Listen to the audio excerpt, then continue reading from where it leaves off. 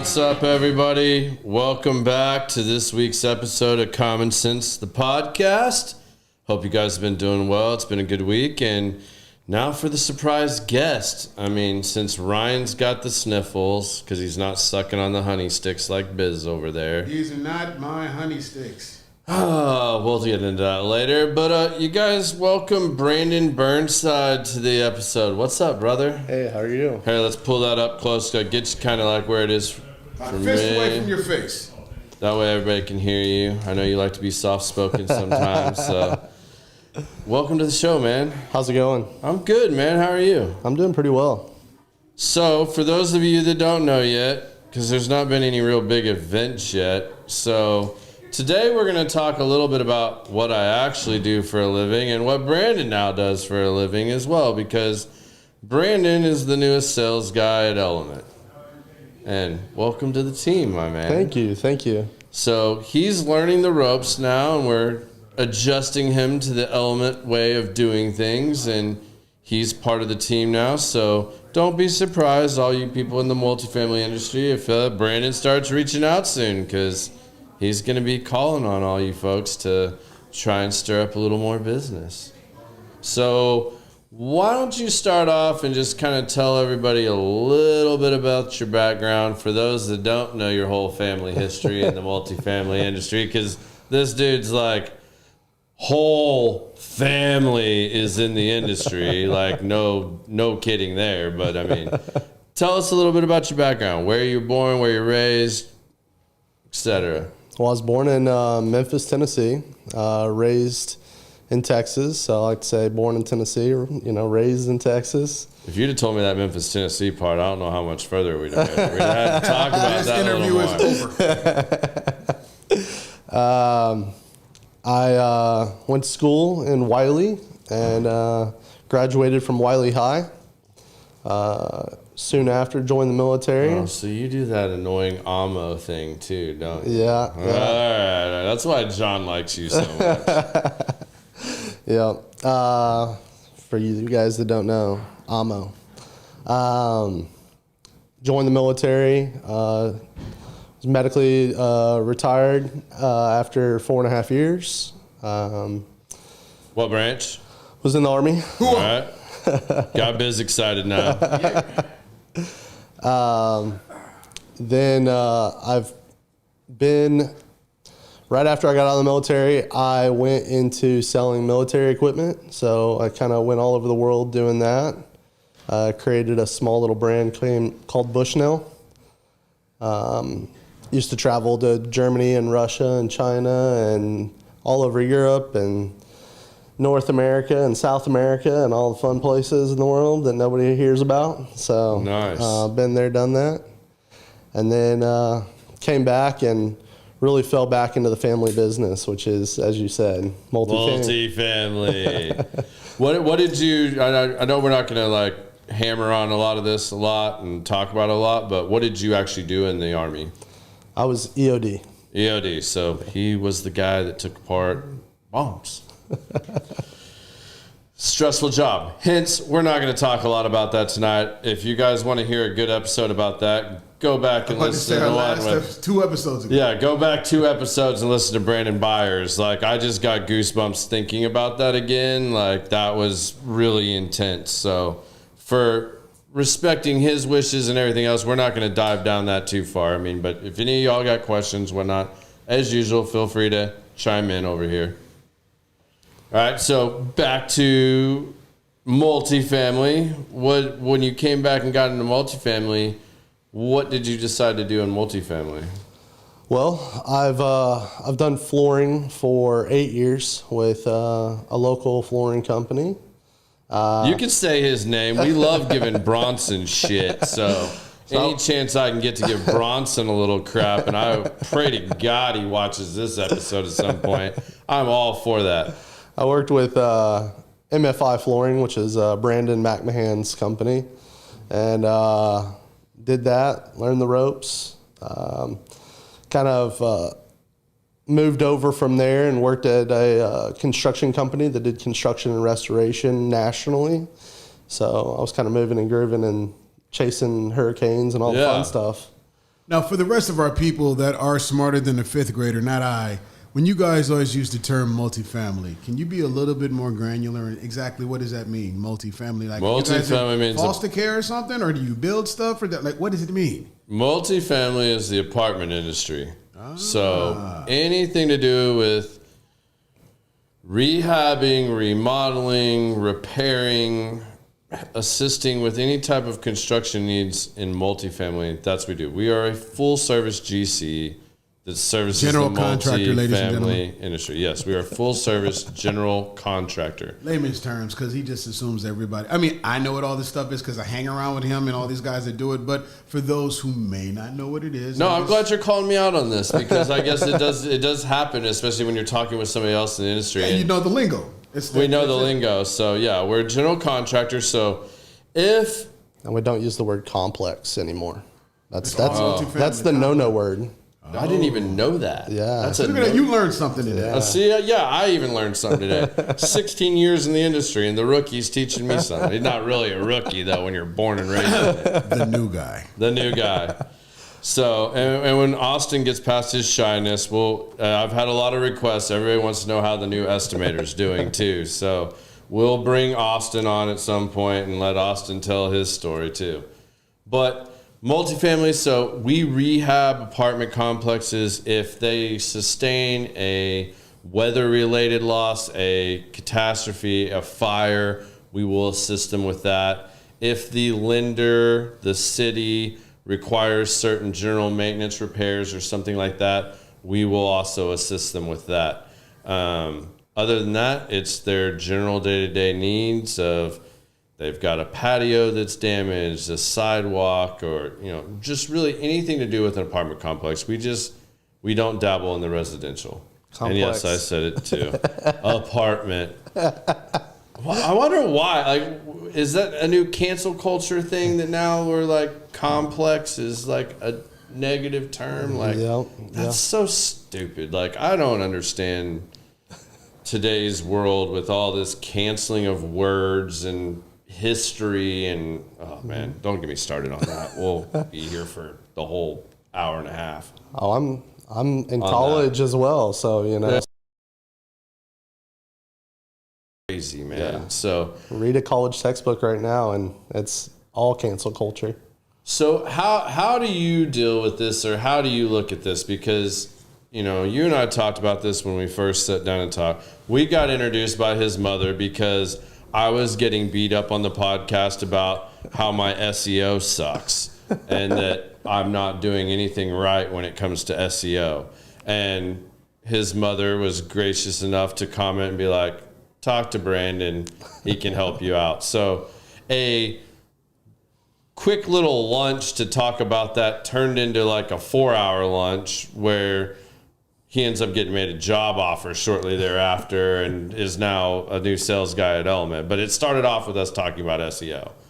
But thinking about you coming back into the multifamily space, because obviously you left for a little bit, went back to school, trying to figure out what exactly you want to do. I'm sure a big part of your drive and what you want to do in the multifamily industry kind of has to drive around to finding your own space.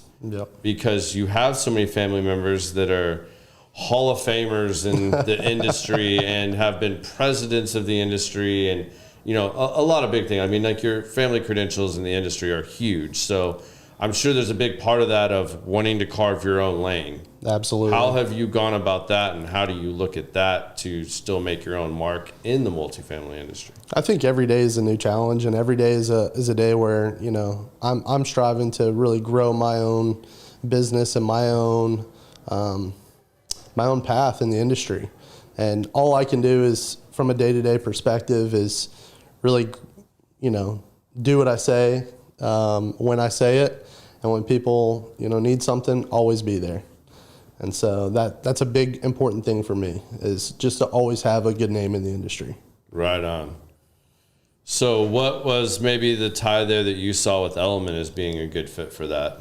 I mean, you guys have a great name in the industry. That's hands down for, I believe it's 27 years? Correct me if I'm wrong. 21. This is 21. Okay. think this is 21 because September will be my 16th year at the company. Yeah, so this is 21 years since Bill and John started Element. That's awesome. Yeah. So again, 21 years of being in this industry is substantial, especially construction. Yeah. Construction companies come and go, but when you can stick it out for 21 years, it's saying something. Yeah, right on. What was the first, like, what was your first experiences like in the multifamily? Like, what did you like about it, dislike about it? Like, where did you go? You have to understand, I started young. I'm sure you were like a porter on a property when you were probably not legal to work because of your family. We're not going to talk about how old I was. But my very first job, I walked around with a white bucket and a scooper, and I picked up dog poop. So you can say that my first job was pretty shitty. Yeah, legit. That's my 10-year-old's job right now, and he loves it because he gets $20 a week. Hey, No qualms with it. I didn't make bad money. I'm just saying. Had me thinking about getting a bunch of Walmart bags and some plastic gloves and going door to door on my block. There you go. Just saying. With that other kid now. That lazy bag of bones. We ain't gonna talk about him. Hey man, I love my is kids. the trash empty? I'm just curious. You know what? Maybe Cool Beans will jump on here. Don't get her started. She'll come show up in person to talk about it. She won't even chime in online.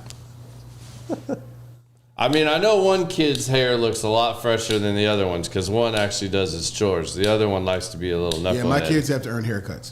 Okay. That's not when it's not. As long as you have shampoo to wash it, it's not. You got to earn getting it cut. So yeah, but no, he's stepping up. He's getting it now because being that he's a freshman in high school and there's girls there that actually will talk shit about you. Yeah. He's like, now it matters. Yeah, that trash has been on that curb and out the house on time for the last couple of weeks. So I think some little female done got his attention. And he's got a fresh haircut the whole time? He looked homeless for like the last year.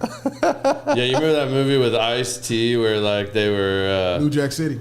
No, I was thinking about the one where like he gets kidnapped and then they hunt them down, like they actually hunt him. Oh yeah, when he yeah, had yeah, those yeah, like yeah, that yeah. like nappy hair, like he was a bum, and they That's like Jesse. That's Jesse. But then the bad part about that though, that's the style.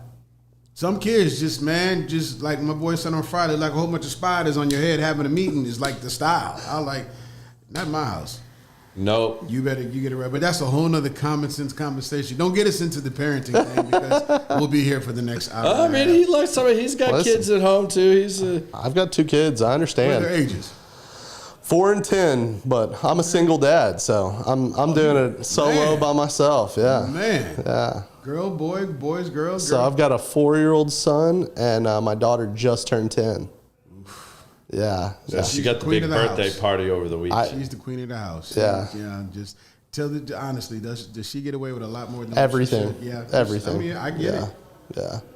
I get it. My daughters are 30 and 28, and they still get away with. It's okay. Anyway, so changing the subject. Well, it's a good time too because everybody's going to ask, and I'm going to forget. But since we're talking about general stuff here today as well, what are we drinking? What are we smoking? So, right now, as you guys know, the ICC remodel is pretty much done. It's kind of a soft opening now, so private members can get drinks at the bar, and there's a very, very limited food menu until the Frakes return from their lovely trip to Europe. But I went with the old-fashioned, and I think you did tequila and something. Yeah, tequila. Pretty much straight. Yeah, so he's going a little more hardcore than me, but that's what we're drinking tonight. And then as far as what we're smoking, Brandon is not a regular cigar smoker, so we wanted to find something that would, This is good, though. be well-rounded. Yeah, so his main experience is smoking Cuban, so obviously he smokes more when he's on vacation and on the golf course with, whomever. Listen, Miami's fun. Miami can be fun too. Yeah, I can see that. You get a lot of fakes there though too. That's the you hard part. Better check that box. Yeah, you better really know your shit if you're trying to buy a Cuban in Miami. But I'm smoking the Atabey Lancero. I'm sure it has some other special name, but it's the Lancero by Atabey. I actually have not smoked this Atabey before, so I wanted to try it since they're back in. He is smoking the Sabios.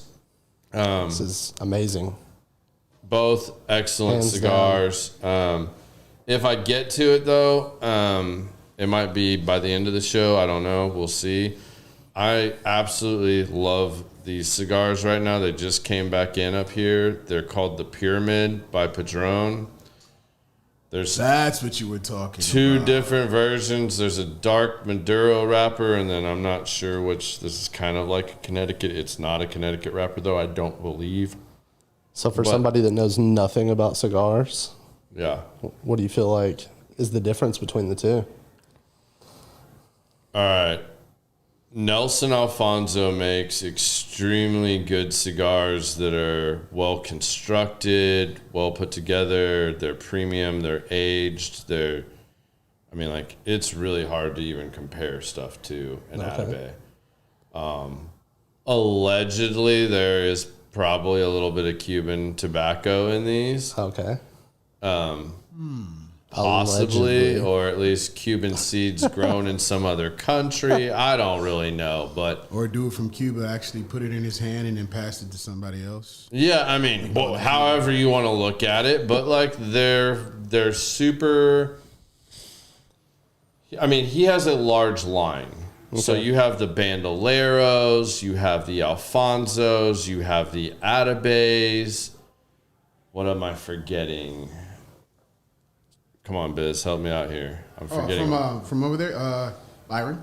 And then you have the Byrons. So Byrons to me are a lot more, and Bandoleros, a lot more full-bodied, a lot more flavors. Okay. They're not. I mean, I don't want to say they're not smooth. They're smooth in their own way. Whereas these though are a little bit lighter, a little bit more well-rounded, that like, especially somebody that's not a regular cigar smoker, this is easy. But even if you are a regular smoker, you're not going to feel shorthanded with this either. Like it was kind of this or the Genesis by DC that Luciano did with him for me to pick for you tonight. Okay. I just decided we were going to go Atabey because I was smoking an Atabey. But you guys have all seen me suggest the Genesis to people before, so that's the one. The Padron, much earthier, a richer, bolder cigar. Like this is a lot heavier of a smoke. Okay. I'm fascinated with this. Like, I don't know if I'm sure they probably have the patent on this, but like this pyramid shape where it's wild looking, really wide up at the top, and then it funnels down. It draws really well. You don't have to relight it a lot. You can set it down, pick it back up. Whereas, like, as long as I've been talking and not hitting this, I might have to relight this in a minute. Just kind of depends. But that's what we're smoking. That's what we're drinking. So, and hello to my lovely wife. She's on here saying hello to everybody. So Sarah says hello. Hi, Sarah. How are you? So let's get back into multifamily. Let's. What do you think has been so far the most impactful lesson you've learned in the industry, either from your family or just you've learned being in the industry? I would definitely say doing what you say and say what you mean. I think that's the most important thing.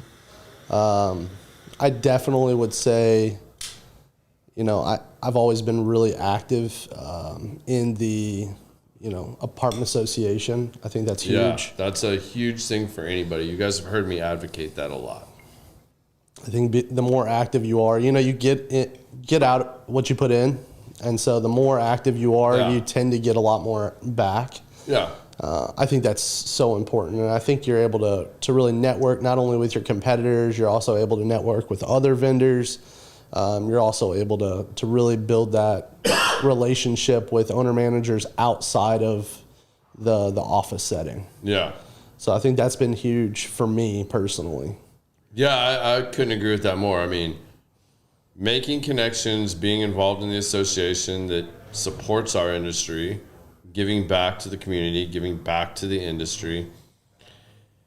you can't go wrong there. Yeah. So, I mean, and they will help you get more involved. All you got to do is kind of raise your hand, speak up. They'll gladly take your help and your time. And I think you kind of nailed that on the head too. Just you want to build friendships with these people. You want to build relationships. They got to see that you're not just bouncing around all over the industry. You're committed to the company you're at. You believe in it. You're part of it, and you support it. So, I think the big thing that a lot of vendors, some know, some don't, is all that money that we're going and we're giving to is PAC money that then turns around and supports legislation that directly affects our industry. Yeah. And so they're out there advocating for us. So the more we're active in it, we actually reap the rewards from the same activity. So it's a double win for us as vendors. Plus being on these committees and being a part of these things, which I'll openly admit I have done a terrible job of in the last 5 years. The 10 years previously, I did all kinds of stuff. Now, if I don't show up to an event or something, I'm getting busted on for the entire next event that I didn't go or support XYZ. So that is actually one of my major goals for 2024 is to re-involve myself a lot more in the associations. That's awesome. Which helps because I'm helping with bringing you on board and going to be going to a lot of the stuff with you. So that actually helps drive that a little bit too. For sure. Yeah. What do you think has been the best sales advice you've been given? Excuse me. I would say just being active. I think I said this when we were talking originally, which was really the more you put into it, the more you get out of it, the more you actually drive to actually speak to the right people effectively. And when they need you, you're there. Yeah. I think that's so important. And I think actively going out to talk to the people that need you the most. So those construction managers, those regionals, even at a property level, when they need you, you're there. But I think meeting the right people effectively, I think is so important. Yeah. Because if somebody on the property level sees that a higher up, whether that's the manager, the regional VP, the construction guy, if they see that those people are calling on you in a time of need, well, guess what? They want to call you too because 100%. They know, like, if I'm going to get ahead of them on this problem, this is who they're going to call. So I want to call them too. Yep. I want to get to know them because, like, that's obviously who everybody has a lot of faith and trust in of resolving a problem. Because the reality is in construction, shit is always going to go wrong at some point. Like, you can't get through an entire week without having a job not go. I mean, I don't say every job has to go bad, but something unintended, unexpected is going to happen. Well, it's how you handle that. And how you handle that is huge. I mean, I just had one a week ago, roughly, that, I mean, over a 2-week period, and it's never the big job. It's never, small little ones every time. Very rarely is it the big rehab job, the big fire, the big carpentry and paint job.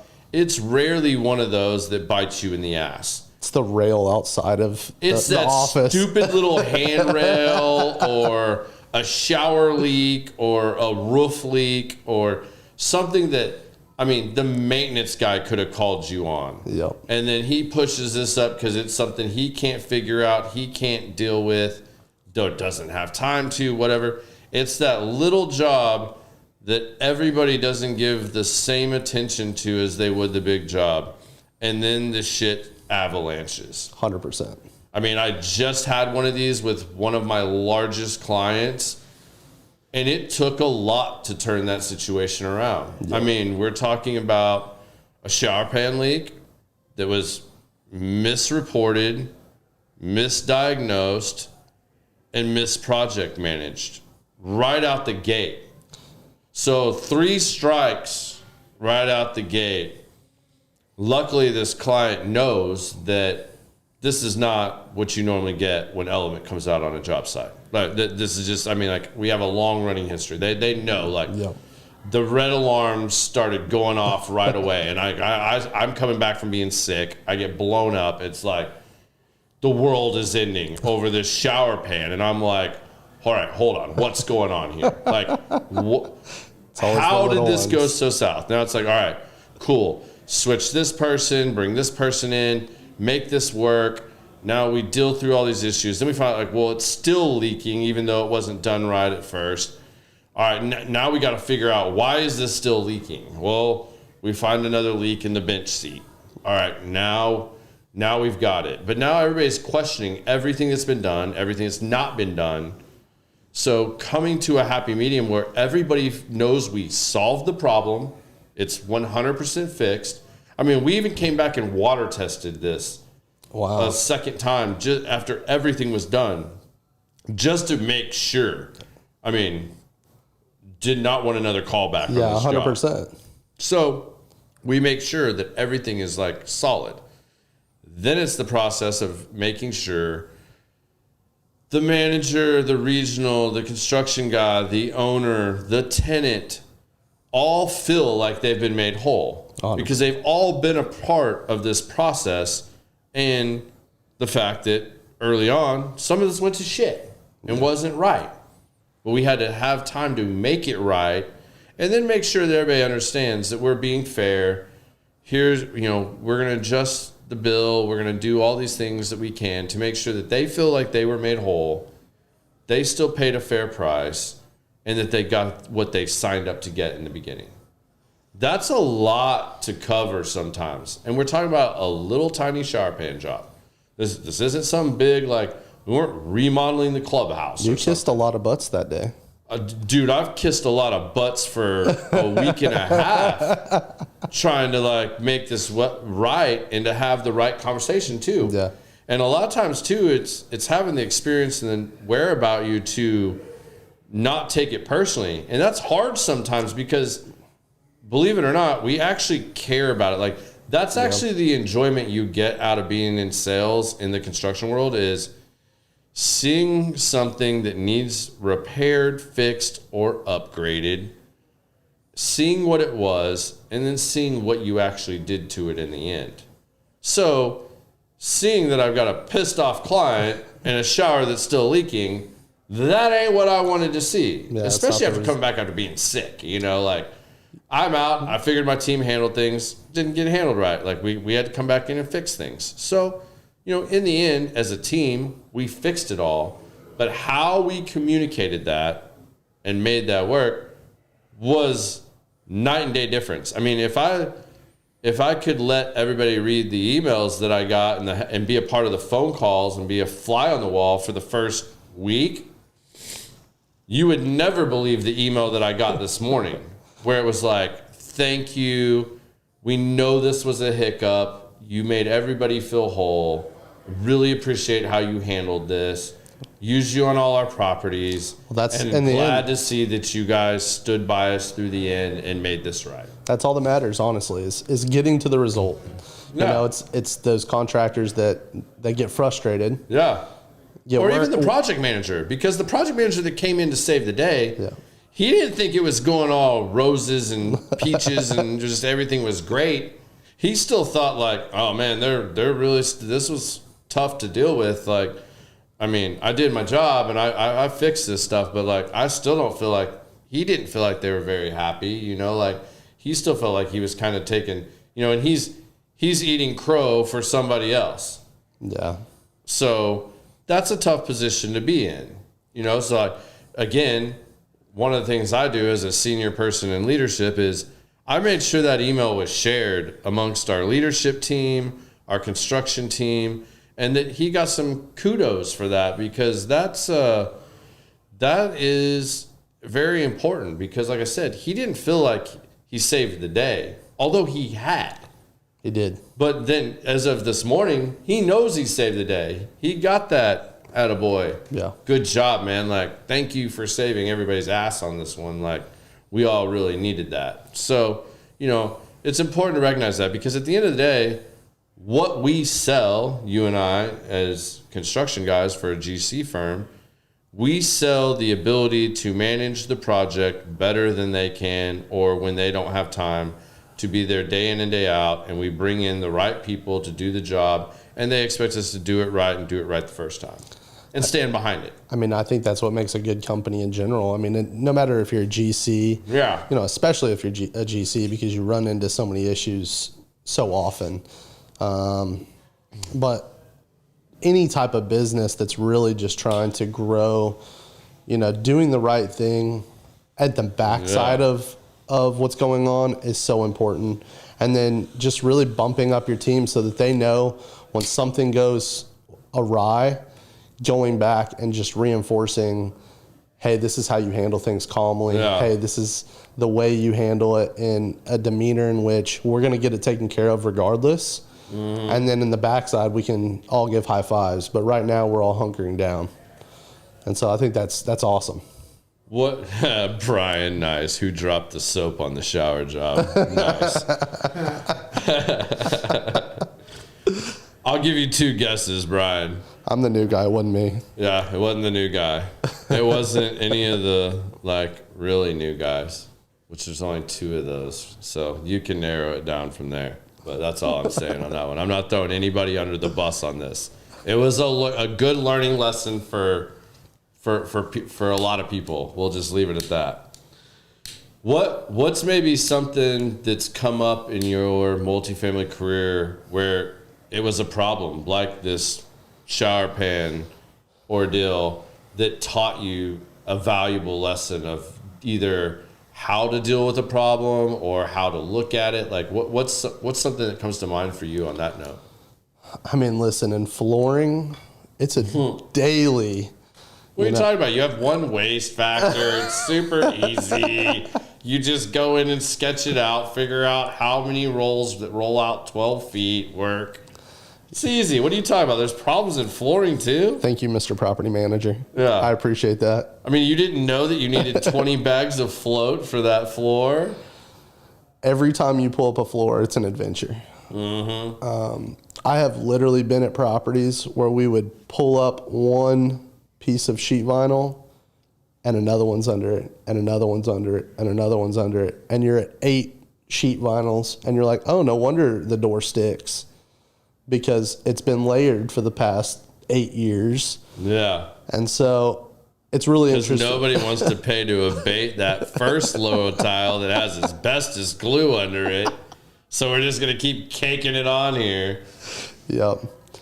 And then we would go in and really just, you know, then it's our fault because we pulled it up. So that's always, you know, a blast when you pull up that last bit of sheet vinyl that's also attached to the tile. Yeah. And the floor underneath is Gyp Creek, and you're having to repair everything across it. You mean it's sand at this point? I mean, there's 8 layers on here. There's no way there's still concrete under there. I mean, the pyramids are still standing in Egypt, but that shit is ash. It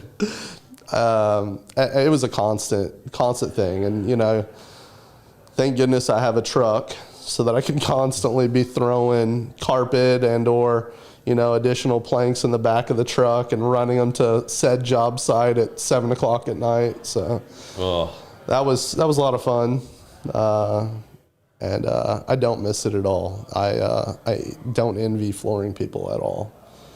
Yeah, it's the same way I feel about climbing roofs. Like, I'm not climbing any more roofs. Like, I got out of the insurance industry not to climb roofs. Like, I have a bunch of roofing crews that are more than capable.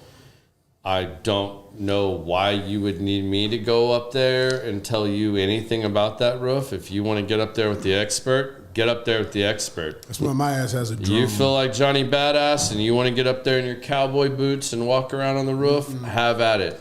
I've been stuck on roofs. I've damn near fallen off of roofs. I don't do that anymore. I definitely have been stuck up on a roof in Dallas. I almost had to call the fire department to get me off a roof in University Park. You can ask James, my estimator, about this. I had to wait an hour and a half for him to finish, and he came and laughed his ass off at me because the wind had picked up in the middle of summer. It was like 100 and something degrees out. I'm on this 10, 12 pitch roof with no granules left on the shingles, so it's ice. My ladder, I forgot my strap and did not strap it to the gutter, so now it's doing woo, and it's fully maxed out 2-story ladder, and I'm stuck. And I'm too puckered up to get back off the roof and onto this ladder without somebody holding it. Hour and a half wait for that one. And I legit thought I was going to have to call the fire department to come get me off the roof. And I had to eat shit for months about, the baby boy couldn't get off the roof, got stuck in University Park. Yeah, that was tons of fun. I mean, our ladder was stolen while we're on the roof, taken to a local pawn shop, and sold while we're still on the roof. Oh. So we stayed on that roof until they could get another ladder out to get us off the roof. Oh, that's so bad. That's so bad. It's the dumb things you do when you're trying to help people. Like, I can remember one like that too, where I almost broke my ankle. This guy, I'd been out 2-3 times to look at his roof. This is when I was still in insurance. Okay. I was adjuster. This guy called back out. He wanted me to meet with his roofer that was disputing whether or not this roof should be totaled, right? This guy has an 8-foot fence in the backyard. The only place you can get on the roof is in the backyard. It's the only part that has a low enough drop down that's at a pitch where you can walk up and over to get on it. I get out there. The guy's not home. I call him and I'm like, hey, man, granted, I'm here about 15 minutes early.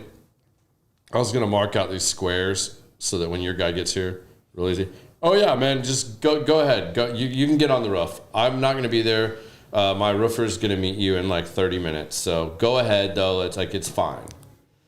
I'm like, okay. So what's my dumbass do? I pitched my ladder up against his fence because his fence is locked, and he won't give me the code. So I'm like, all right, if I get on top of the fence, I can pull the ladder over and throw it on the other side, and then I can climb down, and then I can re-pitch it in the backyard and go. Well, I get on top of this 8-foot fence, and I look below me, and it's like the gate, right? Like I'm right at the gate. I'm like, man, I don't need to like climb down the ladder. I can just hop down. I mean, I can just drop off this. Well, I didn't see the one step down to the pool deck from the driveway. And man, I hit right on the edge of that step and completely rolled my ankle. Passed out for a few minutes. Like it was that bad. Like I passed out. Oh. Woke up, like realized what I'd done. My ankle is, I think, broken, but luckily wasn't. Strap it back on. Now I got to climb back over and get myself out. And then this guy shows up. And this is the best part, though. I get back out, and he's like, hey, so we're going to get on the roof? I was like, you can. Have at it. I mean, take pictures if you need to, but my ankle's jacked. I ain't get up there. This guy starts berating me. Oh, we've been fighting this, and of course, you're not even going to get on the roof. I'm like, dude, I just jacked up my ankle. I'm not getting on the roof. It's too steep.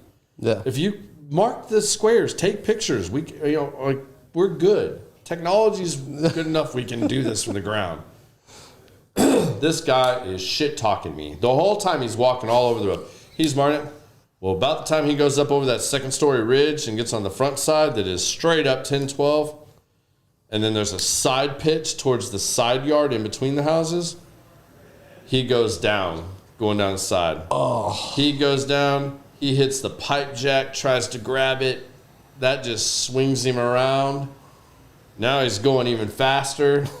Hits the gutter, tries to grab it, misses it, and falls and lands in some holly bushes.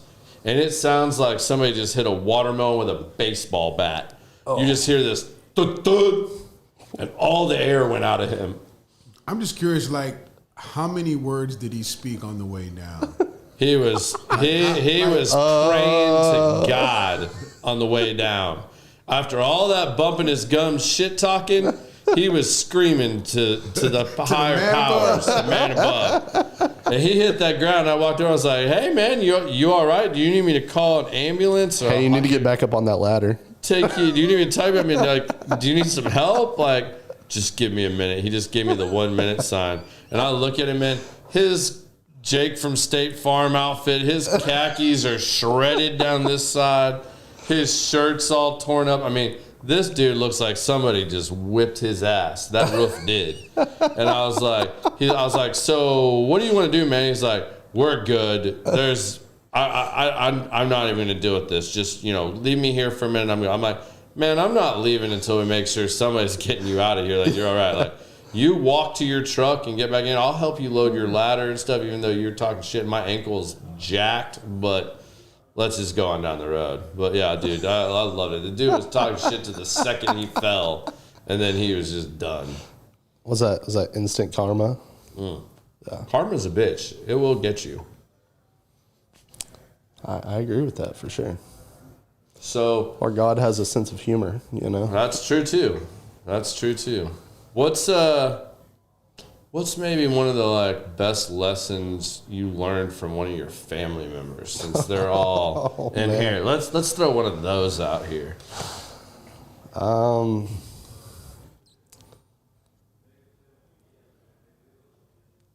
I would say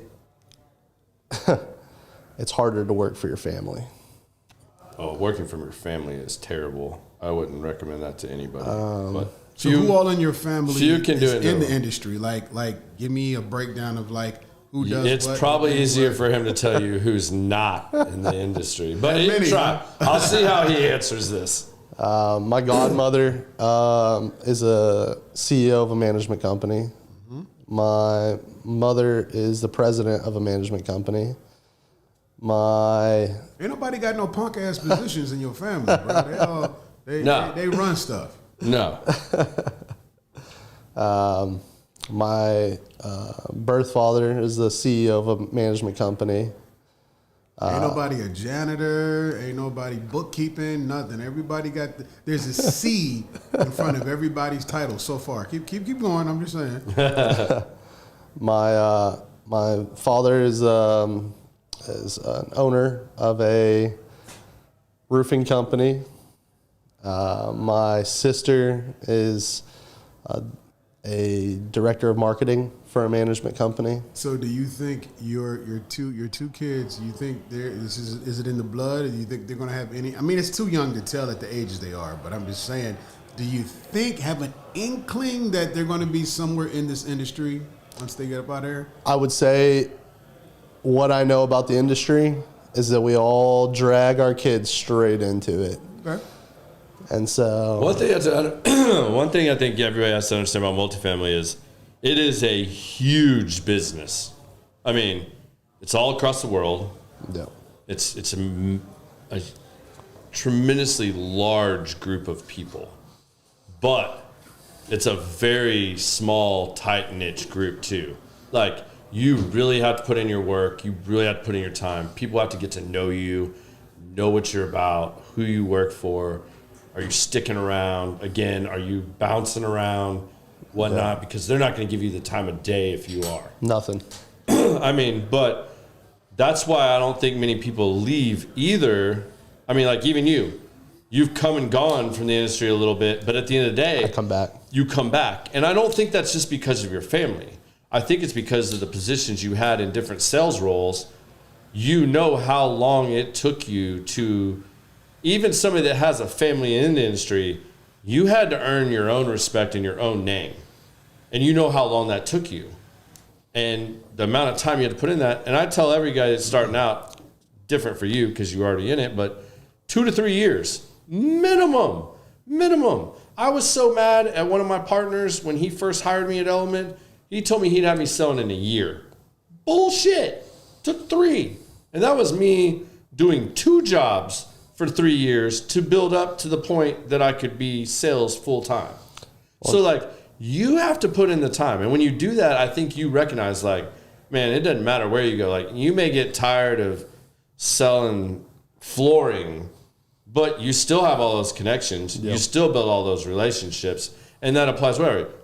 You could have gone to selling roofing for your dad. You could have come to Element and be general contractor. You could be selling paint for Sherwin-Williams.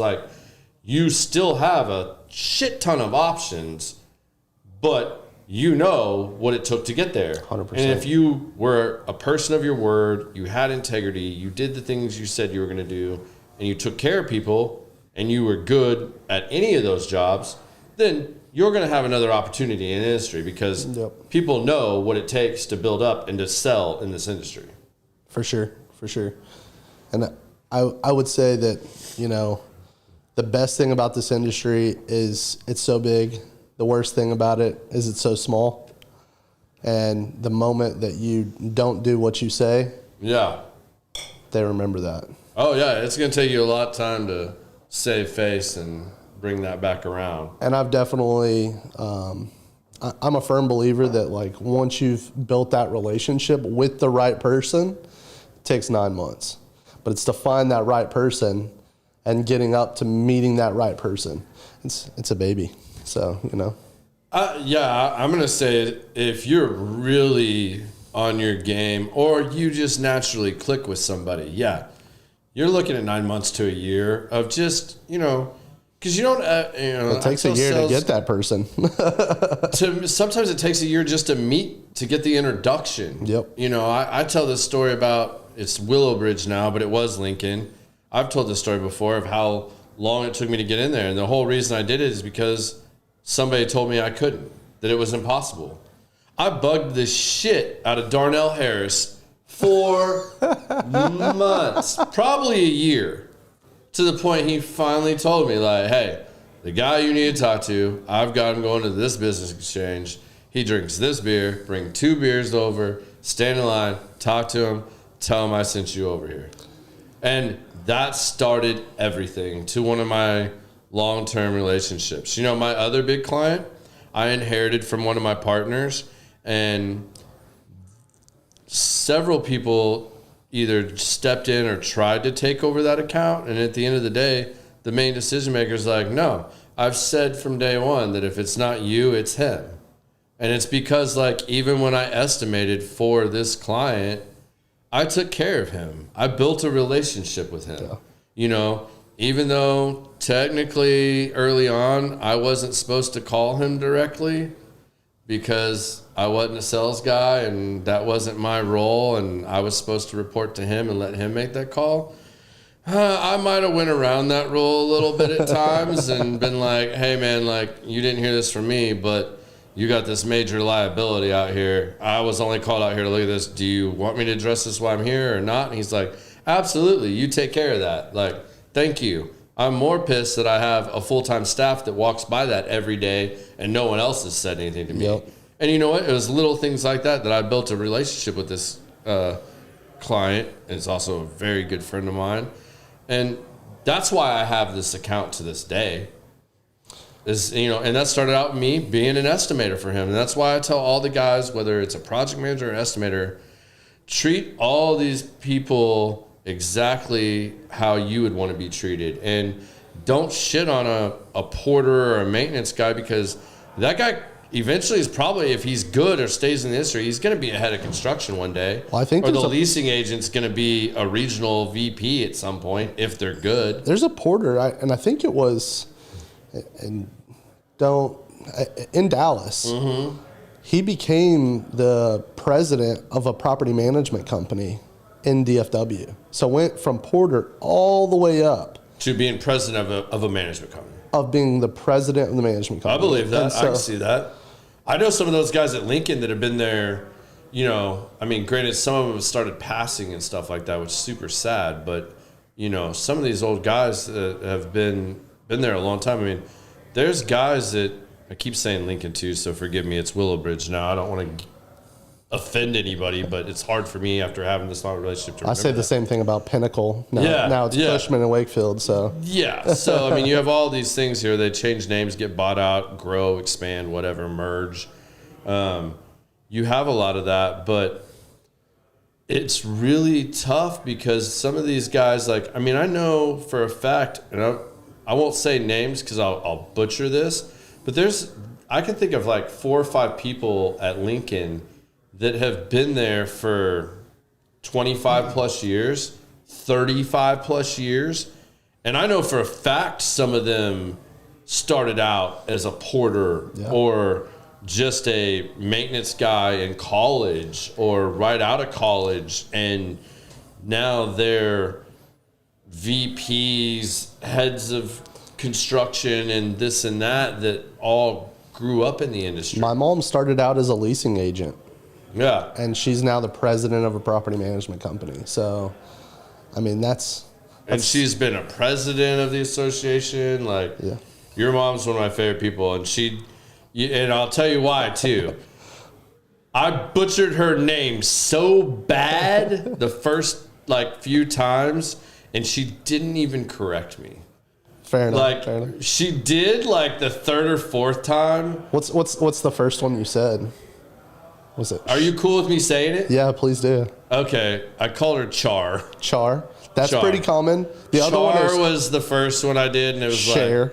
Share is another one. I did that one, I think, at one point too, and it was just so confusing because it's just looking at the spelling and stuff, and I don't have the greatest hearing in loud environments.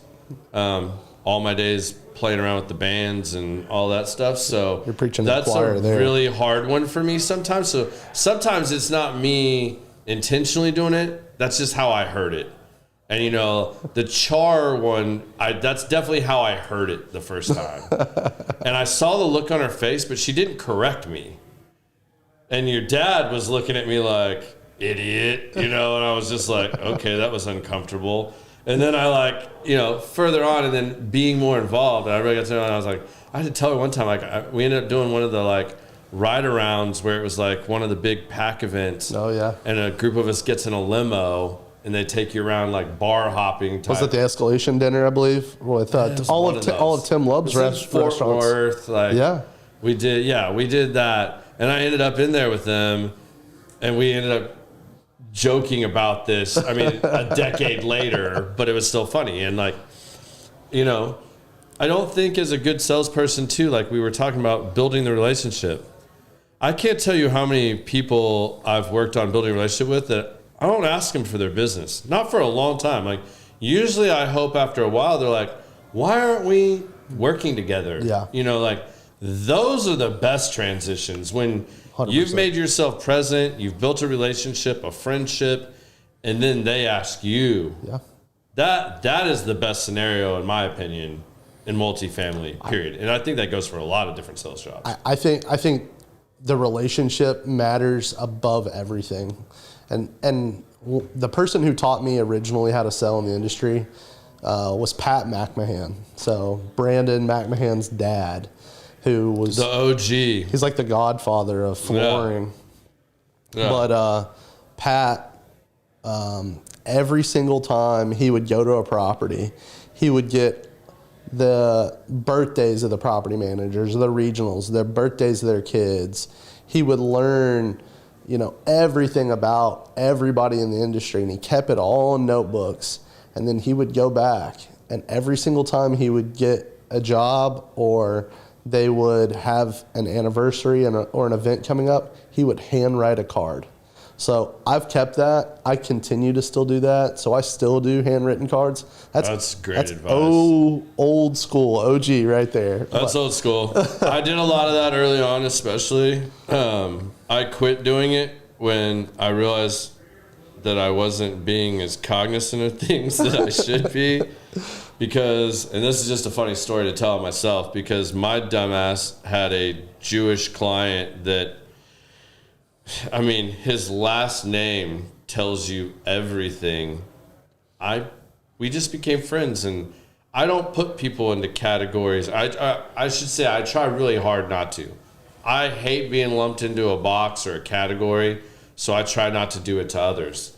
I think it's the worst thing that society does today is to try to create all these categories and not just treat everybody as humans. For sure. So I didn't think about his last name at all. And I bought really nice holiday stationery. I wrote all of my clients a handwritten letter back then and would thank them for their business, the opportunities, wish them a happy new year, everything else. And, that just aside from the gift baskets and stuff that we send out as a corporation or the gifts that I buy personally, to promote those friendships and relationships. And finally, after about 5 years, we were out having drinks one night, and he was like, it was shortly after Christmas. He'd gotten my big package and everything, got my handwritten letter for like the 4th or 5th time. And he's literally like, hey man, so I really appreciate the efforts and like your sincerity and everything. He's like, you do know I'm Jewish, right? And I was just like, oh shit. Like, yeah, man. I mean, I just totally like, I was like, that should have like dawned on me at one point. Like, my bad, man. Like, I hope that wasn't ever offensive. He's like, no, I knew your intentions and stuff were good, and that's what you were. Well, thank goodness he said it that way, and yeah, like he was totally cool about it. He's still a client Yeah. to this day. Like, like granted, he doesn't have much here in DFW right now, but we still keep in touch a couple times a year, and he's a great dude. But does he like, have stuff in Houston? I don't think so. Okay. I'll have to find out. He only had like 3 properties in Texas, and then it was down to 2. I don't think he has any now. He's kind of been holding on to the long-term family stuff, like on the Northeast. Okay. And then he's based in Colorado, so I think he has some stuff there. We too. just need to get that big. That's what I understand. That's where I was going with that. Yeah, definitely. He's one of my favorite clients too because he does everything the right way. Like when we rehabbed his property, it's a cash cow real close to DFW, the last one he had. And he literally, like, he also does energy efficiency audits. Okay. And so, yeah. like, he went back to school again to get this licensing and stuff to, like, he's telling you the airflow coming in through the doors and the windows and what's the heat and stuff in the roof and the attic. And I mean, like, it's crazy. So he's spec'd out, like, and this was one of those old jobs that had the old school shit masonite with vinyl siding over it. Okay. Like, shit was rotted all the way to the sheathing, in places. We tore all that off. Oh, he just full brand rehab. new windows in the whole property that had to be a very certain brand, low E, everything. He Okay. wanted this. A specific tape around them, flashed a certain way. He wanted the green board up, the zip board, full hardy. And then he also wanted, I think we did more insulation in the attic. We had done new roofs for him. That he went above and beyond with the spec. I think he ended up doing like a 50-year shingle on it or something. Wow. Like, I mean, dude, like, and I mean, people made fun of me at first because, like, for 3 or 4 years, it was tic-tac jobs he'd call in all the time. I'm helping him with bullshit that people thought was too small, they didn't want to deal with. The headache shit. And we did all Those that. rails. And then yeah, exactly. Shower pans and rails, like that kind of stuff. But literally, we did that for years, and then he got a really good hailstorm. We did his roofs. He gets, he goes to refinance, and he wants to, upgrade the property, and he refinances and does this full-on rehab, most legit rehab we have ever been asked to do. As far as somebody going above and beyond and speccing it out to like specs that were like, in my opinion, in a lot of cases, overkill. Yeah. But at the end of the day, seeing the results, and then he comes in and does his energy audits, and now he's able to say, like, your utility bill is $80 a month, all in the dead of summer, dead of winter. That's awesome. Like, I mean, how many places can say that? And what was residents, I'm good sure, is he was loved so it. close to DFW Airport that a lot of these pilots that flew in and out, that was their hub. So they would just have an apartment. They're not there all the time. They're flying all over, so it was like their hub apartment. Well, they did that. Well, you tell somebody like that, your highest bill is going to be $80 in a year. Yeah. And he's like, well, I'm not here half the time, so maybe his is $40. Sign me up. He's like, yeah, I'm in automatically. Like, this is perfect. So, I think doing that, and also, and I try to teach the estimators this, and, even sales guys that, really having conversations and asking questions, even if you think you know the answer, especially on a pre-bid or some kind of pre-con, to really make sure you understand what the owner, management, and everybody is really wanting out of this project. Yep. Because that can get a little sideways at times too, because knowing the what objective. the management company wants and what the owner wants can be two different things at times, Yep. depending on the people you're dealing with. You know, I have another client I'm doing a big job for right now, big carpeting and paint job. We've done 3 supplemental bids, and it's not because we missed stuff. It's because we were given one set of criteria, and that's what we bid off. That's what won us the job. But then walking with the owner, he's like, well, I really want to take care of these things. Okay, well, we can do that, but, you know, That's why gonna be a don't you totally walk different with me and price. set the standard of what you want here? That way we can just like button this down all at once. And it's led to like 2-3 other things that he really wants to address. He does this once every 5 years, but he's adamant, and he'll beat you up too. Like, we're doing select pine on this job. Wow. He walks around and sees a knot on a board. Guess what? You're replacing that. And we've had to tell him too, like, that's going to happen. Yeah. Let us do our punch. When we see that our guys have put up a board, maybe they got one bad one in this batch, we're going to take care of it. Like, give us that opportunity. We'll take care of it for you.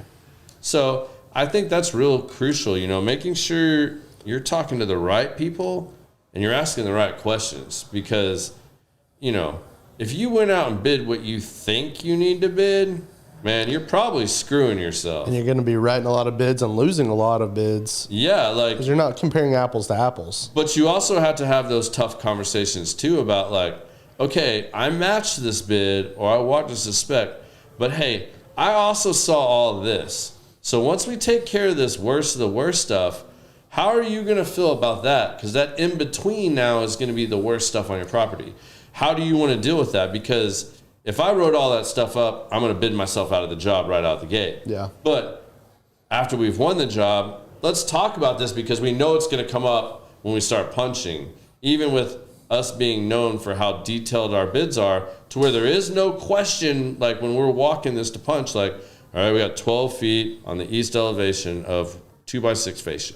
All right, there's the 12 feet pre-primed, like they're good. Check, they did this. They The did most this. detailed bids I've ever seen a company do. Hands Right, down. man, and that's why we get, and you're gonna face this a lot, man. You're gonna get so pissed off when clients send you a bid and say match this bid, and you can see that it's one of these even well-established guys that they walk the property, they walk 2 or 3 buildings, they average the shit, and they throw it in an Excel spreadsheet. That drives me mad. Where do you do the rub?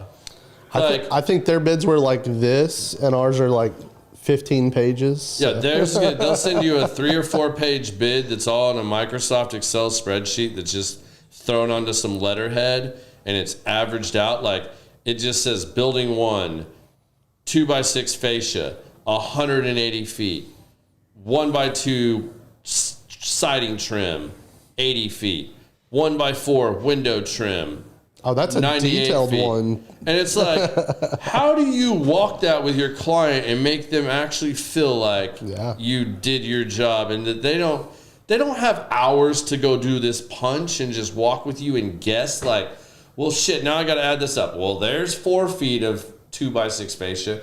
There's 8 feet. There's 10. This other stuff. Well, shit, I'm only at 48 feet. You have 128 on here. You got to figure out where they're talking about. Now you're fighting about that? Like, that's insane, man. I would never want to be that. Like, but, you know, it's a battle, too, because they can go pump that bid out in an afternoon because they're averaging. Yep. Whereas you call us to come do that, we're going to book it. We're going to come out. An estimator is going to walk it for 1 or 2 of them, depending on how big the job is. They're going to walk that for sometimes 2-3 days. Yeah. Then they got to meet subs, get them out there, call in pricing so we make sure we're getting them the best pricing. Mm-hmm. Then they got to type all that up, get it to the sales guys so that they can price it out, then sell it. So we might be at a week, whereas they turn one in 48 hours, and then the client, well, is that what you want to go off of? Or do you want to, No, and that's what happens too. We get used for bidding a lot of times too, because they want our scope. Then they send it out to all their buddies. Go bid this. Yeah. We know what we're getting here. So that's a battle you have to fight. But, I would stand by that. I wouldn't want to do it any other way. Listen, it's done the right way the first time. And I think that's what matters, But you'd be surprised at how many people don't read the scopes. They flip to the back page and look at the number. And then you get into the tough conversation. Well, I walked with so-and-so and we talked about this. Well, yeah, and you told me to match their bid. I matched their bid. So I would assume that they put that in there. Well, they've forgotten about that because that was 8 months ago. Yep. Then you won the bid. They forget that they didn't walk with you. They actually walked with so-and-so. And you now are the winning contractor. You're out here. Now when they find out there's something there, those are tough conversations to have. But there's a way to deal with that. You just got to have the conversation. That's the fun one when they pull someone else's bid and then want to match yours from 3 months ago. Yeah, or is this pricing still good from last year? Like, sorry, COVID ruined everything. Like, everything. Prices cannot be guaranteed for that long. Yeah. So, you just how you handle it. Yes, Brian, details matter 1,000%. I absolutely agree with that. Man, you're getting all kinds of comments on here. And yes, Paul, that is true too. It does not hurt showing up wearing the exact same colored coordinated outfits every single time. That was a running joke for a long time because John would call me and send me out there, and they would have just called him, but I was in the area, and I'd show up, and Paul and Brian would be out on a property. I think the best one was at Hidden Creek, and we all show up, and they're having their little powwow in the middle of some buildings, and I walk up behind them. I was like, I guess you guys got the memo. We were all supposed to wear blue today. And they're like, how the hell are you already here? Like, we just called John like 10 minutes ago. Like, I was like, yeah, I was just right down the road. So, they said this. All right, we're knock this out. And yeah, I got the memo. Did you pull the blue shirt out from your truck no, there? I didn't have to. That just seemed to be the way it worked. We were always on the same page with our color coordination. That's impressive. Weird way. But it worked. We just talked about shirt colors the other day, so. Mm-hmm. Yeah, that's the big conversation around the office right now because we're going to redo headshots with Biz. Yay! And update our website and everything else because there's been, some people that have come and gone at Element and a lot of people in new roles. And we need to update that stuff. So, yeah, that's coming soon. You're going to see updated website and stuff. So what else do you look at when you're projecting on a new client? Like, how do you approach finding new clients or building relationship with new clients? I think an important thing that anybody in any sales role needs to know is you're interviewing each other, and you need to find the right clients for you, because you can have clients that are not the right fit for you.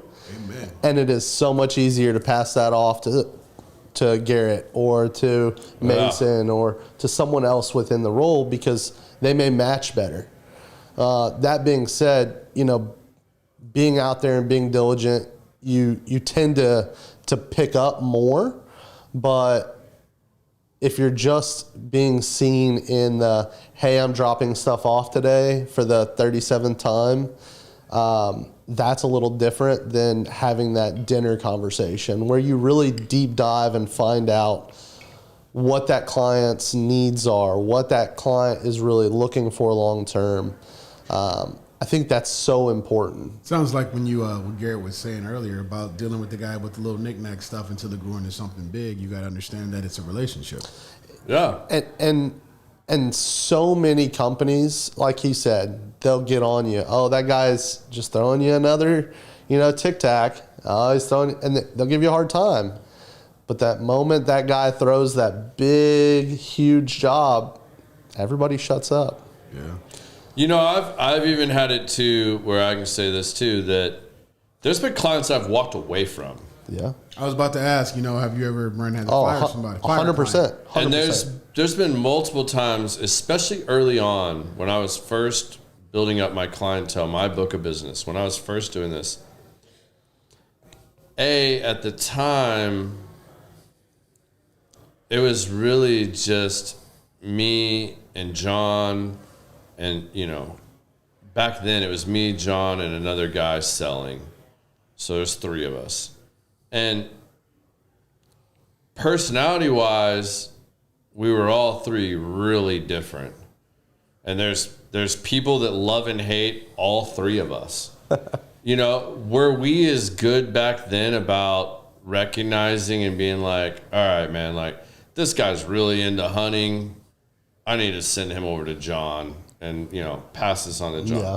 We were a little too competitive back then in that atmosphere of like, shit, I'm selling everything I can sell.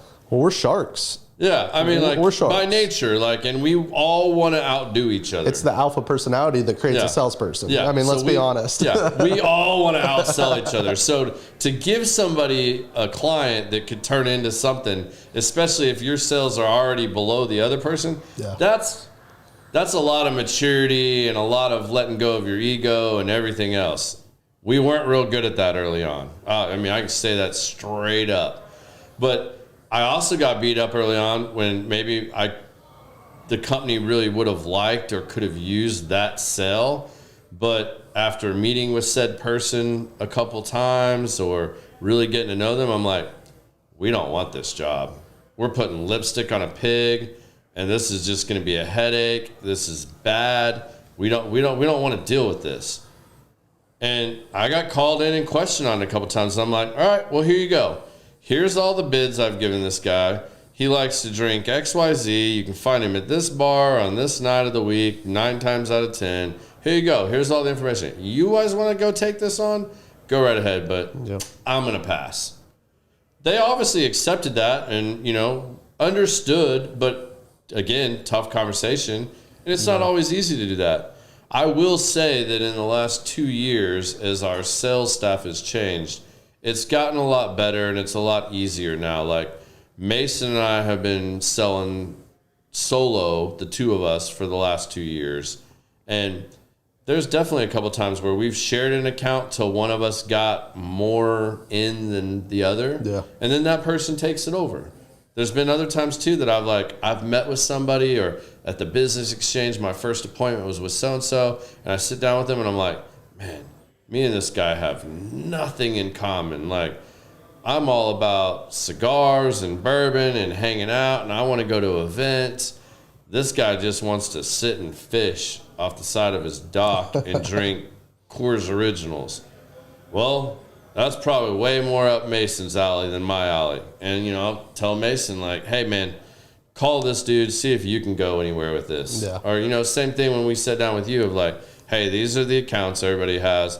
These are ones we've kind of been thinking here, but if you can get in further, go for it, man. Yeah. And like you said, like, that's really important to recognize too, that like, man, this guy's ex-army, this guy's blah, blah, blah, blah, blah. Well, shit, I don't have anything in common with him other than I like guns and, you know, blah, blah, blah. Brandon's probably going to, like, these guys would be hanging out every weekend when he doesn't have his kids, you know. These guys would be BFFs, you know.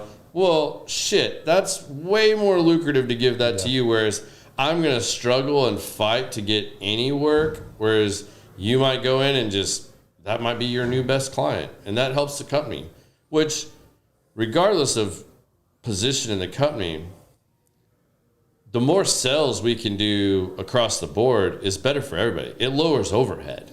Yep. So it makes your commission check higher either way. So even though you're not technically getting that little tic-tac of a sale on your numbers to be like, I'm leading the group right now. Well, my bonus check that would have been 2% less is now 2% higher because you actually did sell a bunch of stuff to that guy, and now we've brought in that extra income. I think any sales role, and this is one of the biggest things that I've learned over my years of selling and kind of leading salespeople, is you have to be able to be a really good reader of body language, of personality, of demeanor, of what their urgency is, and knowing their why. Yeah. When you know their why, you can attack that in the manner in which they best will respond to it. Yeah. But one of the biggest things is you may not be the best solution. And so passing that on to someone else who is the best solution, who can actually answer their why 10 times better, is so much more profitable in the end, because supporting your team and letting them grow is just as important as yourself. You know, especially in working in the same organization. You know, we're all kind of sharks in the same shark pit, all trying to eat the fish that are there. But here's the thing, is we also are all protecting each other and protecting ourselves in the organization and growing and really, really. I've been in situations where, and I think you told me about this same situation, is you even have competitors where you're still going after the same clients. Yeah. And with that, you really understand, okay, well, this client kind of fits my competitor a little bit better, and you're throwing bids or at the same favors them a little bit more. Yep. And you know it going into it. And you may take the back seat, which means, you know, you're not getting that big job, but you're still getting, you know, 50% of the work. And then that person, you know, comes or goes and changes, because again, this industry, people are not always in the same position. It's a lot of movement, a lot of changes, but it's those guys that sit there, and it's those guys that wait, and those guys that are consistent that end up getting the work. Well, I think the hard part about what you just said is, if a manager or a construction guy calls us for a bid, he's going back or she's going back and presenting to the group once they get their 3 to 5 bids. So knowing the personality types is important, but it depends on what kind of project you're bidding. Yes. Because what happens when, I'll be interested to see what you think about this, but what happens when your head of construction calls you and says, I want you to bid this carpentry and paint. Go walk it, give me your scope. And you know there's going to be 3 others. Mm-hmm. You go out there and bid it. And let's say your construction head is a type A personality. You know, very aggressive, very organized, very on the ball, meticulous, going to go through every detail, whatnot. But let's say that the regional VP, that when he narrows these bids down, he's obviously going to give his recommendation. So first and foremost, you have to address him or her. Then how do you deal with or address the other people that he's going to go present to?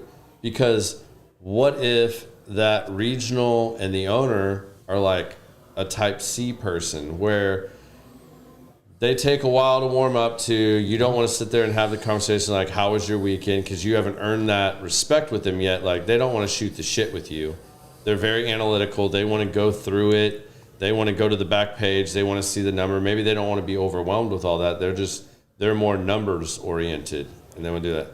Well, you're not having a chance to redo that presentation because you're not in that meeting. How do you deal with that? I think that's what makes a good salesperson. It also makes a good leader, is the adaptability. You know, I've actually been reading a book recently that's just talked about Spartans and kind of how they grew and how their whole culture transpired, and it's all about adaptability. And it's what made them great, but it's also what brought them down in the end. Yeah. And so the big thing with salespeople is, how do you adapt to the people that are engaging with you on a daily basis? And if you're not able to adapt to those other personality traits, you're not going to get it. Yeah. You're going to have a very short career within the sales world. And I'm looking for a truck literally right now, and I have walked into countless dealerships. Man, I've walked into countless dealerships, and you know, the first guy that just runs out and shakes your hand, and he's, you know, still on his cell phone, and he's halfway kind of looking at you, and the first thing he does is he, literally pulls your arm to come sit down in his chair, and the first thing he asks you, how much do you have to spend? Because I'm ready to get you out the door. I can't tell you how many salespeople I've ran into that are just like that. Because they are so gung-ho to get the dollar, they're not caring about the experience and growing their relationship. Yeah. And so... You're going to the wrong dealerships, first of all. I'm going to throw that out there. Chaz, Zach, Spanky, if any of y'all are watching this or tune in and catch this, hit me up. I'm sending my boy over to you guys. I think I've been to like 30 at this point. Damn, So, you ain't found one yet? Man, I'm pretty picky. All right, we'll talk about this. I'm looking for a diesel truck. It's kind of hard to I find. got It's Texas. I got you. This is one. easy. This is easy. But long story short, I tend to relate to one person, but then the same thing happens in that instance. You'll really connect with that salesperson as a consumer, and then all of a sudden, now you've got to deal with, the front desk person. That may be someone else. Also, your sales guy may not be there on the same day you're ready to close on a deal. You may be in the same instance that you're talking about. It's especially in the multifamily world, it's got to go to this person and then this person and this person. And you may have the best connection in the world with the multifamily property manager. But that owner's got his own relationships. The owner's got a relationship. The construction manager has a relationship. The regionals have a relationship. President of the company has a relationship. And based on the company, it may be there's an owner over here and a property management company over here, and they may be totally separate, and they may have totally different views on what they want. And so clarifying the views, clarifying the objective is so important, because you need to let your bid speak for itself. You need to also be able to speak to your bid higher than the other guy. And you need to be able to adapt the conversation based on the different people that you're talking to, because you need to look at it from a financial standpoint from the finance guy, but also the construction manager, he's looking at it from a, can you get this done on time, effectively? Are you actually going to be able to get whatever it is ordered? Because we know how that is. Yes, it'll be here in 37 weeks. That conversation. And so everybody has a different objective, and knowing what all of those, whys are, so that when you walk in, you're tackling them all. So is this something that, I don't know, it just, being around Garrett for years now and then listening to you, is this something that the multifamily thing, is it more of you're kind of already born into it, you got to hang around? Could somebody that's looking to change careers or something like that, could they get into your industry? And if Absolutely. What would be 100%. the entry point that you guys would suggest? It depends on what you want to do. And what company you're going to work for. Everyone has their entry point, but no matter what your entry point is, I think the common root of what we've been talking about and what our advice has been, and correct me if I'm wrong or add to it if you want, but once you get into whatever role, whether you're estimating, project managing, selling, managing, Leasing agent. because there's so many things you can go into. Biz, you could be selling paint, you could be selling wallpaper, you could be selling Headshots. fitness equipment, you could be selling website stuff, you could be, and it's all insurance, in the multifamily industry. Yeah, but you're focused on multifamily. Like, it doesn't matter what you're in. The biggest things that we feel has helped us in our careers is being involved in the associations and stuff like that, because it all comes down to the relationships you build. So whatever can help you build relationships better is what you need to do. Yep. Whether that's being a part of, and there's so many associations and things to be a part of, and trade shows, and it's just everything.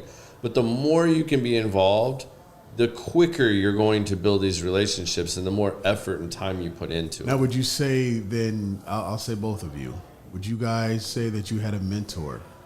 Not just somebody to teach you the ropes and this is your job, this is what you do, but somebody who honestly would take you by the hand to show you, and this is where the common sense part comes into it. Like for me, I always talk about my grandmother, but it's weird that at 52 years old, and no matter if I'm DJing, if I'm doing photography, if I'm shooting a movie, if I'm doing a music video, or if it's just life, because even when I was in the Army, there were so many lessons that my grandmother taught me, and that was her thing. Her whole thing was, boy, use your common sense. It got to the point to where I would ask her a question, and she would just look at me, you use your common sense. What have you learned? What have I taught you? What did you get out of it? Because now it's time for you to go bump your head or use your common sense to pivot to use it. So are there mentors? Did you have one, Garrett? Did you have, either one of you guys say that somebody showed you the right and the wrong way to go down your path? Or is it kind of learn and burn as you earn? I'll let you answer first. So I've been in multiple verticals. So a vertical, and for those that are watching, verticals are multifamily, condo industry, hotel industry, just selling to military housing, that's its own vertical. Just selling to like student housing, senior living. Those are all different verticals. So did you have a mentor or somebody kind of show you not just the ropes, but not that way, this way? I think each vertical has its own mentor because everybody has a specialty. And no matter what it is that we're doing, you always have somebody that is really good, and finding that person has been so important. And yes, I specifically had a great mentor. He's up in Boston, and I would say that mentor for me was so important. And he was able to really, really drive home how to actually break into different aspects. And I met him through the apartment industry, through the associations. And when I met him and I grew through him, he continued to help me learn. He helped me to break into verticals that I didn't know that I really, really could be passionate about. So military housing became something that I drove my passion towards. And so I used to really go after that. And those are totally different management companies than the normal multifamily ones. And so I think finding the mentor who's best for you and who's already killing it. I mean, Garrett is a huge mentor in the industry. I mean, a lot of people look at him. Even my mom looked at him and said, hey, he's one of the people who is really doing great work in the industry. And so, and and I'll say this too, because he said, that's a huge compliment. Thank you. I've never done business with his family. I've never done business with his family. The closest thing to doing business with his family I've done is helping get him hired as a sales guy. But he's known. I've never done business with his mom, his dad, his biological father. I've never done business with any of them. Godmother, any of them. I've never done business with them. I've always maintained relationships with them. I've been a part of committees and meetings that they were all a part of, but I've never actually done business with them. And to answer the question from my standpoint, yes, I've been blessed to have many great mentors. And I hate the word mentor though, because people hear the word mentor and then they have a construct of an image of what a mentor is. And they think they have to find that person and that someone's just going to hold their hand and basically put it in their lap and just, show them the ropes and that it's just going to all fall in. That, to me, that's not really a mentor. It's finding people that you relate to and that have more experience than you and that can teach you and that you can call upon when you have a question or you're really struggling with something. Well, to me, that is the definition of a mentor. That's right there. Yeah. See, people may think it's just let me show you everything while you sit there and watch. No, it is you doing the job, but the way you just described it, to me, that's the definition. I agree, but I don't feel like that's everybody's definition. I think people want to find somebody that's just going to hold their hand and show them the game and pass stuff off to Well, them now that and make becomes their more- life really easy. That's becoming more evident in the world that we. That's the generational difference. Generational, but it's also that. Yep. I'm trying to remember this quote that somebody, Derek Harper, not the basketball player, a brilliant sales guy that I follow on Facebook. He talks about planting seeds and reaping what you sow from your harvest. And also not going and asking a community to provide you with a harvest that you've planted no seeds in. Now, I probably didn't say that exactly right, but it's pretty close.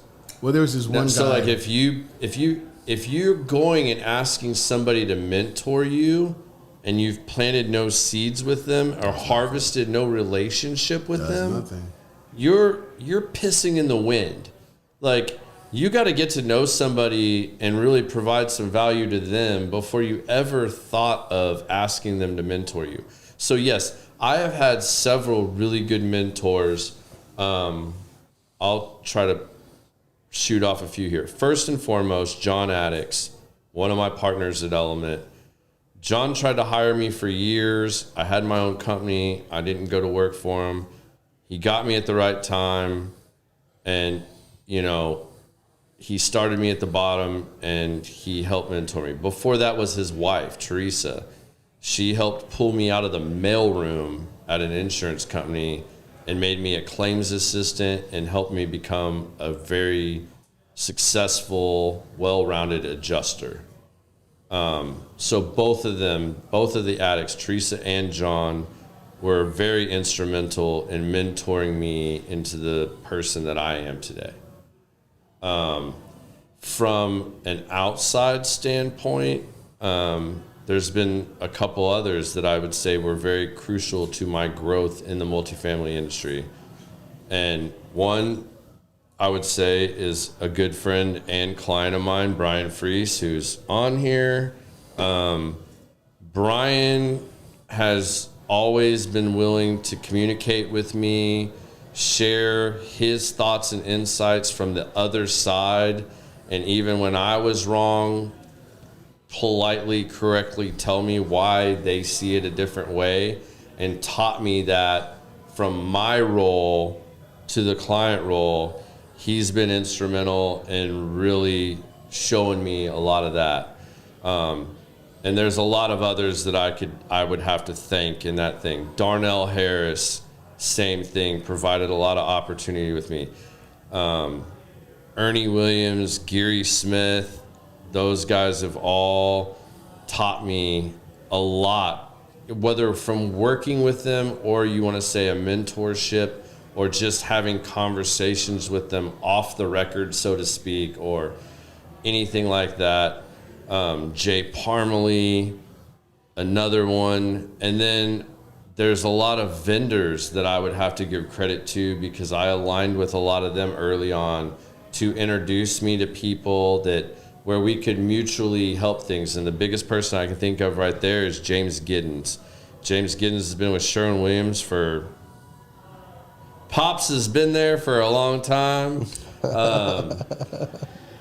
And I always try to network with him, and I'd be like, hey man, if you give me a lead, I'll never have another paint company bid that. Yeah. Like that's somebody you helped me get in with because you wanted to bring another good contractor to the table, and I've always maintained those boundaries. There's been so many people. It'd be hard to name them all, but I feel like you find people that you communicate and that you can converse with on all the different levels, like whatever vertical it is, whether it's a vendor relationship, a client relationship, an owner relationship. Even your relationship with your subs and your project managers, because I think another thing that's real important to really boost up in our world as general contractors is we sell the ability to manage a project better than you can, or that you don't have time to designate someone to manage that project 24/7, 7 days a week. You know, like you don't have that. So to put that into perspective and say, okay, I'm selling the project management and my sub base that I have these guys that are skilled to this level, whether you have an A property, a C property, a D property, knowing what you need, getting you the right people to accomplish what you want to accomplish. There's mentors within all of that. I mean, you're going to find the person that you really click with and that's going to introduce you to people even when you're in an apartment association, and being friends with them and, you know, introducing them to people too, you know, like, again, you got to give to get. You have to provide some value. No matter how you look at that, like, you're going to have to, don't just go in asking for shit. That's never good. What are you giving them? Why do they want to help you? Yep. What are you providing to them? Okay, well, I can sell you some more paint. All right, well, I'm also going to promise that if you give me this lead, I'm never going to like bring another paint vendor in. I won't. That's off limits to them. Unless the client makes me, I won't ever do that to you. But, you know, building those kind of relationship with people, I mean, that's huge. You know, I wanted to say earlier, because it made me laugh when you were talking about competitors. We all know that we're getting bid against 3 to 5 people. And there's people we respect in our industry, and there's others we don't probably care for as much, you know, but we know that that's still it. And maybe that person you don't care for much, they got a better relationship. Yeah. Well, you got to deal with that, you know. And one of the funny ones that I remember, and I can tell this story now because he is passed, the great Ken Schwartz. You know, I was scared to death of this man when I first met him, like all the stories I'd heard about him. I wish there were more Ken Schwartz in the world, because that man, very similar to Brian Freese, shit is black and white. There is not a gray area. If you're in the gray area, you're in the wrong area. You know, like, you either know or you don't know. And if he tells you to do something, if you're going to do something different, you better have got his blessing, because if not, you're eating that crow. If he told you to do something and it's wrong, he'll eat the crow. There ain't a lot of people in those positions that are like that anymore. But one of the funniest ones was Ken used to, the 3 of us that bid on his shit, he's like, are you guys sharing numbers? I mean, you guys are within $1,000 of each other. And he give a shit. Well, no, we didn't share numbers. But one thing I did do, and it's funny, and I can tell a story now. This guy is now one of my clients. He was an estimator / sales guy starting out around the same time as I did for one of our major competitors. I won't say their name. They're publicly traded now, though. That's all I'm going to say. So they're a big-ass company all across the U.S. I think that just gave it away. Maybe. Well, who knows? I mean, we'll see who's paying attention, who's listening. But him and I would be out here, and we're at this bid property, and he'd be like, all right, you guys got 3 days to get me this bid back in. Like, I need this, and I need this shit now. All right. Well, I'd look at my buddy, and we'd be harassing each other like, dude, why are you wasting your time? You know I already got this in the bag. Like, you got the last one. You know I'm getting this one. You know what I mean? Like, that's just the way this is going to work. Like, and we would bust on each other. But at the end of the day, I went up to him, and I was like, hey, man, you want to be here all day? He's like, not really. We're going to be here for 2 days walking this shit. I was like, we could be or we could not be. So we all know it's going to come down to relationship, and then we're all going to come in the same realm. Yep. So I got a suggestion. How about you walk phase 1, I'll walk phase 2. We'll go to 7-Eleven or Kinko's or FedEx. We'll make copies of our notes. You walk that half, I'll walk this half. We'll be done today, and we can both be working on our bids and typing this shit up. Yep. So how about we do this? All right, sounds fair to me. We did that on almost every big pain in the ass job that neither of us had time for. And we would split the property up. We walked it much faster. Both of us had our bids turned in before anybody else. And we worked it that way. He later on went to another competitor, and then he got hired by one of his clients, and now he's the construction dude over there. and he's one of my clients now. And we have a great relationship, and we still talk the same trash to each other. We're just as close. But that's where our relationships are. So it was mutual respect. We knew we were all in the game, but it was a mutual respect. Like, hey, let's make everybody's job easier because somebody's got to create the scope that everybody's bidding off of. And then it made the client's job easier. Like, he would have hated if, like, I was admitting this and was still doing shit for him. But reality was, it got him his bids faster. All the bids, for the most part, at least 2 of his bids were apples to apples. Because that shit lined up and we both walked it the same way and wrote it up that way. Now, I don't recommend that to everybody. Obviously, we had some experience with each other and knew that there was a commonality here and that we both cared about our job to the same degree. I wouldn't do that with just anybody, because I know what we put into our bids. So, it's a little bit different there. But it worked. And to this day, it's another client I have now. That's huge. And we have that relationship, and it goes on and on. So it's all in the relationship. Well, we're at a little past 8. I know we started late, but we're gonna have to sit down and do this again sometime. Absolutely. We'll touch base maybe at the end of the year. Or one of the cool things we have planned with the podcast coming up with the association and the industry. There's gonna be some stuff coming out we're gonna do. That's awesome. 2 questions for you. Uh-oh. This is the good ones. Uh-oh. Okay. So you got to be ready now. Oh, man. If you could leave your children with one piece of advice, what would that piece of advice be? Whew. I'm going to go super cliche, and I think it's super important they follow their dreams. Follow their dreams. Go after what they believe is their dream career, because if they love what they do, they'll never go to work. Awesome. Great. Cliche is good sometimes because it's still true. It is true. Now's the fun one. So it's called Common Sense. Okay. We have a segment we like to call Give Us Your 2 Cents. Okay. It could be your 2 cents about literally anything. It could be something you wanted to talk about that we didn't get to talk about, that I didn't ask you. It could be your 2 cents of advice. It could be your 2 cents of advice for multifamily. Ooh. It could be Brandon wants to talk about how he thinks the earth is flat. I mean, it doesn't matter. Or that you believe in Sasquatch, or you saw a UFO one time and we didn't get to talk about that crazy adventure. I mean, I don't know. It's your 2 cents. It can be anything. Listen, aliens are real.